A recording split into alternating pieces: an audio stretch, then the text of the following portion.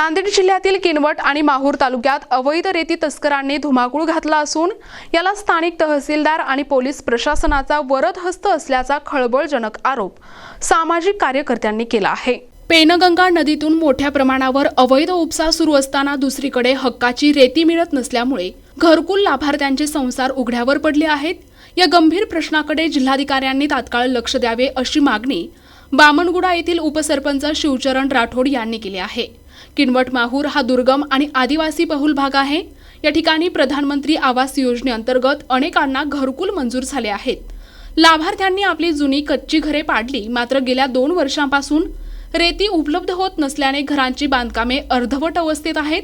या गरिबांना राहण्यासाठी घर नाही अशी परिस्थिती निर्माण झाली आहे। दुसरीकडे पेनगंगा नदी पात्रातून दिवसाढवळ्या जेसीबी आणि पॉकलँडच्या सहाय्याने अवैध रेती उपसा केला जातोय। घरकुलाच्या नावाखाली ही रेती काढली जात असल्याचे भासवले जात असले तरी प्रत्यक्षात ती काळ्या बाजारात चढ्या दराने विकली जात आहे।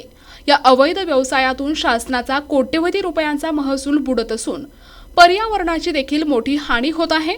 विशेष म्हणजे हा सगळा प्रकार स्थानिक तहसीलदार आणि पोलीस प्रशासनाच्या मूकसंमतीने सुरू असल्याचे आरोप शिवचरण राठोड आणि ॲडव्होकेट प्रदीप राठोड यांनी केलाय। या प्रकरणी नांदेडचे जिल्हाधिकारी राहुल कर्डिले यांनी स्वतः लक्ष देऊन संबंधित अधिकाऱ्यांची चौकशी करावी आणि घरकुल लाभार्थ्यांना विनामूल्य रेती उपलब्ध करून द्यावी अशी मागणी निवेदनाद्वारे करण्यात आली। मागण्या मान्य न झाल्यास सारखणी फाटा या ठिकाणी तीव्र रास्ता रोको आंदोलन छेडण्याचा इशारा देखील देण्यात आलाय। प्रतिनिधी सचिन जाधव, NTV न्यूज मराठी, नांदेड।